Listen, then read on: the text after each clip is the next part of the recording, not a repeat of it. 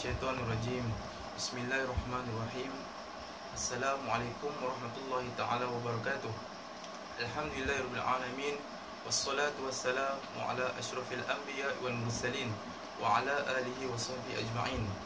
Allahumma nawwir qulubana binuri hidayatika kama nawwara al-ardha binuri syamsika abadan abada bi rahmatika ya arhamar rahimin. Alhamdulillah, saya Ahmad Fikri Arif bin Muhammad Fuad bersama sahabat saya iaitu Ahmad Jamil bin Jamaluddin. Alhamdulillah, pada hari ini insya-Allah sama-sama kita berkongsi maklumat dalam membicarakan mengenai tajuk yang ditugaskan kepada kami, iaitu perkembangan pemikiran Sufi moden di Malaysia. Terlebih dahulu, sebelum saya membicarakan dengan lebih lanjut mengenai tajuk ini, saya ingin mengucapkan ribuan terima kasih kepada Dr. Faisal, iaitu pensyarah kami, kerana telah banyak memberi tunjuk ajar kepada kami dalam menyiapkan tugasan kami pada hari ini. InsyaAllah, seperti yang kita ketahui, pada hari ini melalui tajuk yang akan dibicarakan, iaitu dalam perkembangan pemikiran Sufi moden di Malaysia. Terlebih dahulu, marilah kita sama-sama melihat definisi apa itu Sufi. Seperti yang kita ketahui, definisi Sufi yang boleh kita ambil daripada kitab, iaitu Sufi adalah sebuah aliran atau tradisi pemahaman Islam yang merangkumi berbagai-bagai kepercayaan dan amalan. Dan seorang Sufi, hatinya tidak terkotori oleh sesuatu dari kotoran. Hatinya bersih dan mereka banyak mendekatkan diri kepada Allah Subhanahu Wa Taala. Dan dapat kita ketahui bahawasanya Sufi ini adalah sebahagian daripada ajaran Islam, yang mana kerana ia membina akhlak manusia di atas muka bumi ini. Dan boleh kita ketahui juga, moden maksudnya secara langsungnya dapat kita katakan bahawasanya moden adalah rasional, iaitu banyak berfikir ke arah kemajuan. Dari situ dapat kita ambil maklumat di sini bahawasanya Sufi ini adalah dirinya suci dan bersih, dan mereka ingin berfikir ke arah kemajuan yang lebih baik, ke arah kehadapan. InsyaAllah, apa pendapat Ustaz tentang kajian Sufism dan ajaran Sufi moden di Malaysia pada masa kini? Boleh Ustaz bagi pendapat? InsyaAllah. Terima kasih kepada sahabat saya. Ajaran Sufism yang kita boleh dapat daripada apa yang telah dibahaskan daripada segi konsepnya tadi, Sufi apa dia dan moden tu apa dia, yang kita boleh tengok di sini. Ajaran Sufism itu sendiri, iaitulah Sufism ini menekankan penyucian hati rohani supaya mendekatkan diri kepada Allah Subhanahu Wa Taala melalui zikir-zikir yang diamalkan oleh para ulama, maka diteruskan sehinggalah mereka ini mendapat satu kelazatan, nikmat di dalam zikir itu sendiri. Apabila mereka berzikir, maka itu menandakan hati mereka itu mendapat ketenangan yang abadi dari Allah Subhanahu Wa Taala. Dan kita dapat lihat juga ajaran mereka ini lebih menjurus kepada kehidupan akhirat daripada kehidupan dunia.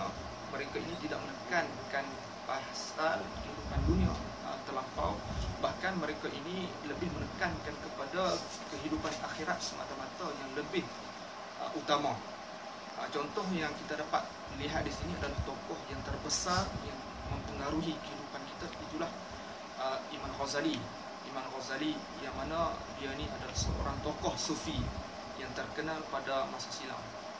Seterusnya kita dapat lihat juga ajaran Sufi moden yang mana sufi ini diadaptasikan daripada Sufism, dan mereka ini lebih menjurus kepada peredaran zaman, mengikut kepada zaman-zaman yang sebelum ini. Mereka lebih menekankan kepada kehidupan yang mana kehidupan lampau, kehidupan lama. Maka sufi moden ini adalah mereka lebih menekankan kepada kehidupan moden tanpa menghilangkan nilai-nilai sufi yang sebenar itu sendiri. Kita dapat juga lihat juga mereka ini lebih menekankan kepada konsep mahabbah, iaitulah konsep berkasih sayang sesama insan, tanpa mengira siapa-siapa pun. Mereka ini lebih menyayangi sesama muslim ataupun muslimah. Dan mereka juga menekankan konsep iaitulah fana dan baqa. Fana ini adalah binasa dan baqa ini adalah kekal. Fana ketika mana mereka melakukan sesuatu yang ada urusan dunia, mereka akan hilang apa-apa yang ada. Maka mereka mengatakan bahawasanya baqa itu adalah benda-benda yang berkaitan dengan akhirat. Akhirat adalah perkara yang jauh, yang kita tidak dapat menggambarkan di atas dunia ini. Jadi saya dah jelaskan berkenaan dengan ajaran Sufism dengan ajaran Sufi moden. Sekarang ni kita nak tengok juga latar belakang daripada pemikiran Sufi di Malaysia ni. Jadi sahabat saya akan mengupas sedikit sebanyak berkenaan dengan latar belakang pemikiran Sufi moden di Malaysia. Silakan. Alhamdulillah, terpana saya seketika apabila mendengar hujah daripada ustaz kita ni. Saya begitu kagum dengan ilmu yang dia ada ni. InsyaAllah seterusnya marilah kita sama-sama melihat bagaimana latar belakang pemikiran Sufi moden di Malaysia. Kebanyakan zaman sekarang memahami konsep Sufi itu dengan pelbagai pandangan. Mereka memberi pandangan yang berbeza-beza dan corak pemikiran yang pelbagai. Dan manusia sekarang berpendapat bahawasanya Sufi itu ajarannya adalah dengan mendekatkan diri kepada Allah yang dianjurkan oleh Quran dan Sunnah yang tertumpu pada ibadah semata-mata. Mereka beranggapan bahawasanya Sufi itu, bila dikatakan dengan Sufi itu, mereka hanya mendekatkan diri kepada Allah melalui ibadat semata-mata. Dan boleh kita lihat pada Sufi di zaman sekarang ni, cara pemikirannya yang boleh kita ambil daripada kitab ini, mereka tidak hanya mementingkan akhirat, tetapi mereka mengambil berat mengenai hubungan silaturahim dengan Muslim dan cara mereka menyesuaikan diri dengan perkembangan mengikut zaman. Betul Ustaz? Betul. Betul. Kalau saya ada salah, Ustaz boleh tegur saya. Okey. Dan mereka juga berpendapat bahawasanya ia bukan hanya mendekatkan diri kepada Allah di dalam ibadah sahaja, tetapi dengan berbuat baik kepada sesama Muslim dan saling bantu-bantu dan mengingatkan dalam hal kebaikan.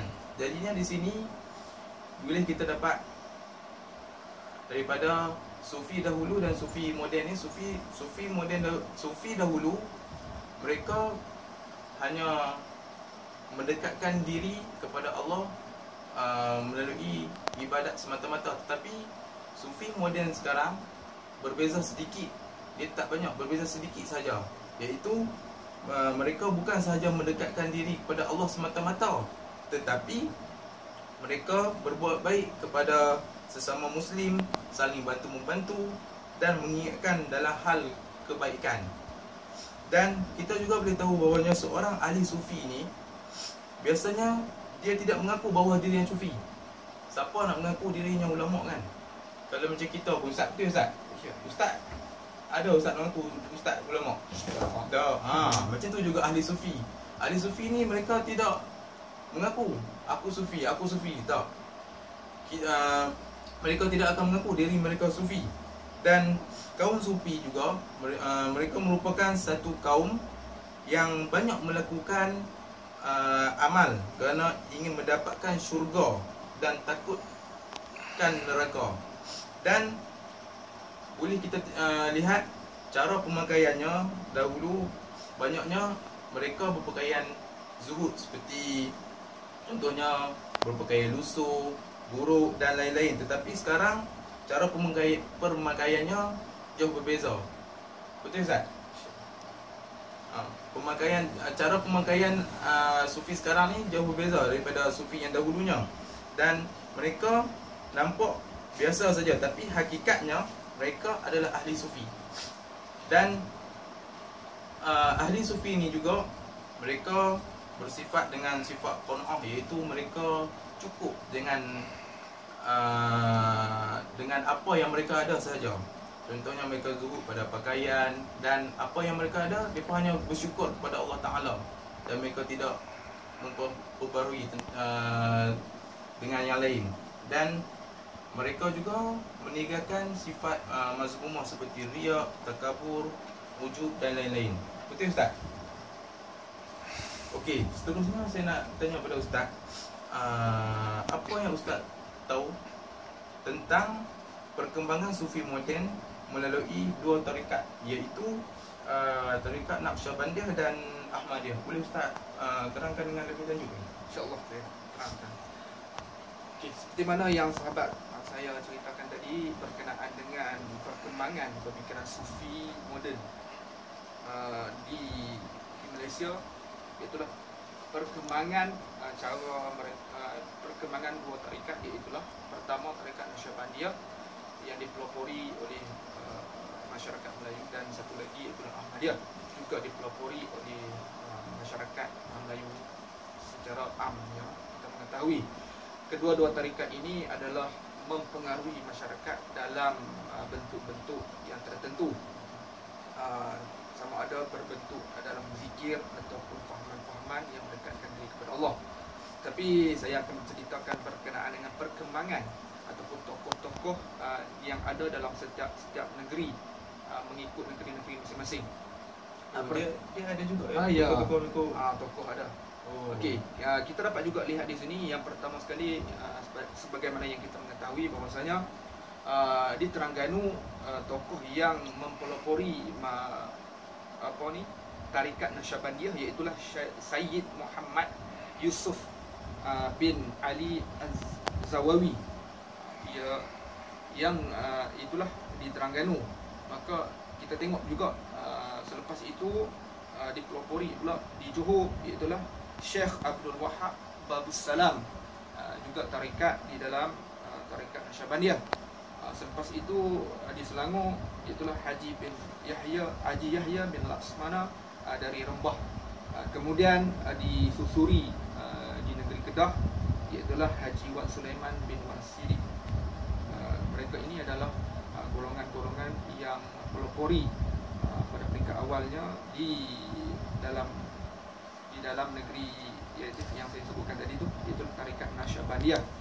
Kemudian di Negeri Sembilan dan di Negeri Kelantan lebih mazhab-mazhab ataupun tarikat-tarikat ini lebih dipelopori oleh tarikat Ahmadiyah, yang mana di Negeri Sembilan murid-murid Ad-Darwi ataupun Ad-Darwi ini adalah antaranya adalah Muhammad Syafi'i bin Muhammad Saleh, iaitulah yang bertarikatkan dengan Ahmadiyah.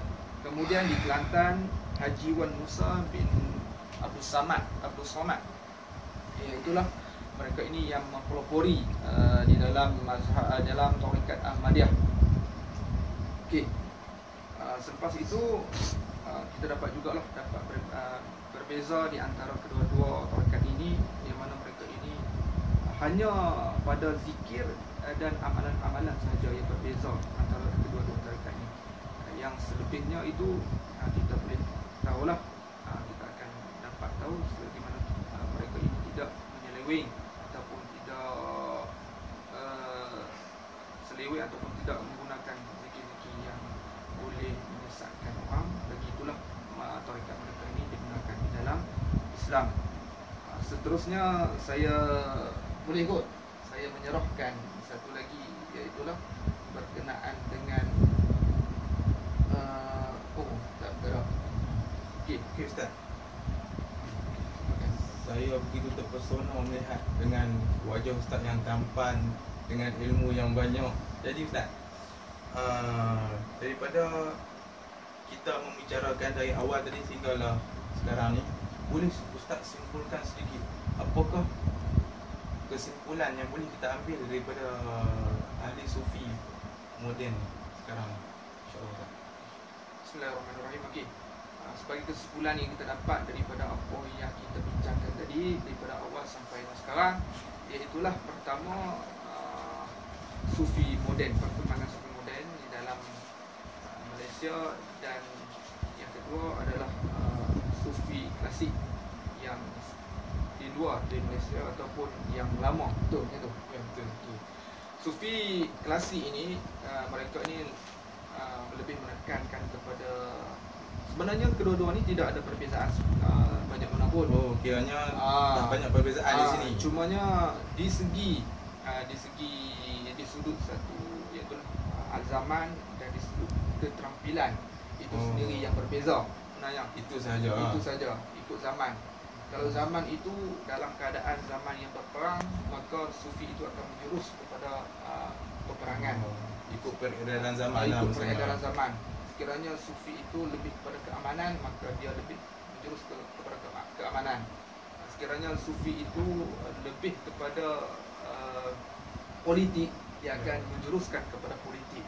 Jadi kita tengok pada peredaran zaman itu sendirilah.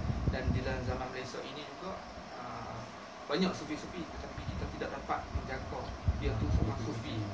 Sedangkan kita mengetahui bahawasanya sufi ini seorang yang zuhud, seorang yang alim. Tetapi bukan hanya kita tengok kepada pakaian dia semata-mata. Kita tengok juga kepada akhlak dia. Sekiranya akhlak dia ada, apa yang ada daripada ulama-ulama sufi terdahulu, maka kita bolehlah beranggapan bahawasanya seorang itu sufi. Jadi sekali itu sajalah yang saya boleh simpulkan di sini. Yang selebihnya saya serahkan kepada sahabat saya sebagai penggulungan ataupun penamat daripada sesi bicara ini. Alhamdulillah. Jadi apa yang kita dapat tahu bahawasanya di sini sufi itu dia bukannya dalam kategori sesat, Ustaz kan? Ya. Dia tak sesat selagi mana dia berlandaskan dengan Al-Quran dan Sunnah dan mengikut hukum syarak yang betul dan berlandaskan hukum syarak, maka ia tidak tersasar, Ustaz. Ya. Okey, kesimpulannya sufi dia tidak menyesatkan orang, dan insya-Allah kita boleh ikut golongan sufi ni. InsyaAllah saya doakan moga ustaz pun tergolong dalam golongan ahli sufi. Amin ya Allah. Amin insya-Allah. Alhamdulillah, sekat ini sahaja pembicaraan daripada kami. Salah dan silap itu datang daripada kami. Assalamualaikum warahmatullahi taala wabarakatuh.